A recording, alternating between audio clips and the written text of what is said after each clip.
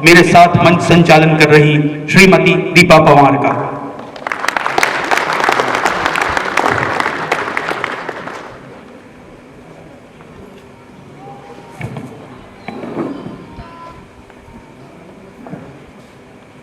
आज की इस काव्य संध्या में मैं दीपा पवार यहाँ उपस्थित सभी श्रोताओं और रसिक जनों का एक बार पुनः हार्दिक अभिनंदन करती हूँ। इस खूबसूरत और काव्यमयी माहौल में बड़े नामों की मौजूदगी में अपनी कविता प्रस्तुत करने का जो मौका आपने मुझे दिया है उसके लिए मैं आपकी सदैव आभारी रहूँगी।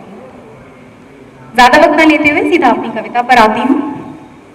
कविता लेखन हो या गीत लिखना हो या कोई लेख लिखना हो, आप किसी न किसी से जरूर प्रेरित होते हैं। वो एक ऐसा शख्स जरूर होता है जो आपको कलम चलाने के लिए मजबूर करता है। मुझे लगता है कि जरूरी नहीं ऐसे किसी शख्स का होना आपको प्रेरित करे, उसके केवल होने का एहसास भी आपको प्रेरित कर सकता है। इन्हीं भावों को अभिव्यक्त करती मेरी ये चंद पंक्तियां आपके समक्ष प्रस्तुत कर रही हूँ। मेरे शब्द और उनमें छिपे भाव अगर आप तक पहुंच जाएं तो इस कविता का लेखन और ये कविता दोनों का सफल होना निश्चित हो जाएगा। पेश है मेरी कविता। भ्रम है यह तो भी सही, भ्रम है यह तो भी सही, चाहती नहीं जागरण कभी। भ्रम है यह तो भी सही, चाहती नहीं जागरण कभी। निबिड़ निशा में सोई थी जब तुमने पलके सहलाई थी। निबिड़ निशा में सोई थी जब तुमने पलके सहलाई थी। सपनों में खोई थी जब मैं, याद तुम्हारी आई थी। निबिड़ निशा में सोई थी मैं जब तुमने पलके सहलाई थी। सपनों में खोई थी जब मैं, याद तुम्हारी आई थी। पहर दोपहर बीत गए, पहर दोपहर बीत गए, कब भोर हुई ना पता चला। और ठंडक से जिसकी जागी थी मैं, और ठंडक से जिसकी जागी थी मैं, बूंद तुम्ही ने छिड़काई थी। सपने दे करके मुझको तुम, सपने दे करके मुझको तुम थे जल्दी से फिर चले गए।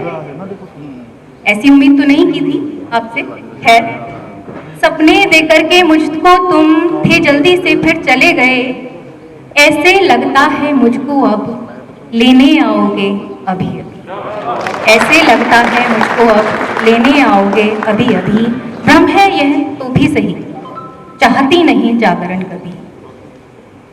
मैं जड़ थी पाषाण पिंड, मैं जड़ थी पाषाण पिंड, भाव कहाँ से आते फिर। पत्थर में कभी भाव नहीं होते। पत्थर तो पत्थर होता है, उसमें चेतना नहीं होती, उसमें संवेदना नहीं होती, उसमें कोई पीड़ा नहीं होती, उसमें कोई उल्लास नहीं होता। ऐसा ही कुछ मेरा जीवन था।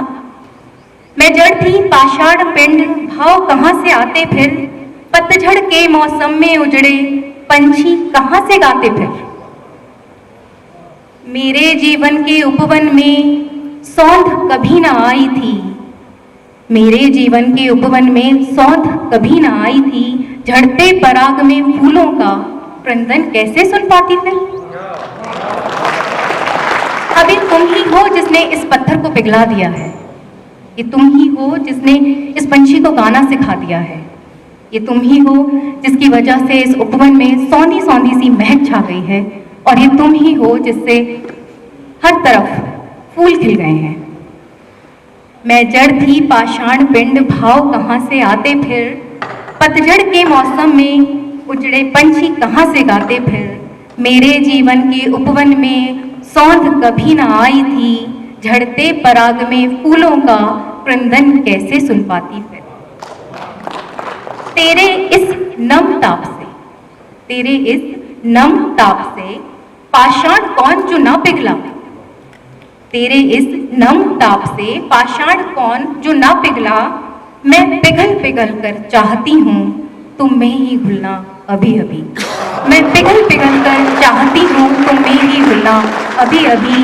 भ्रम है यह तो भी सही, चाहती नहीं जागरण कभी। चाहती नहीं जागरण कभी। बहुत शुक्रिया।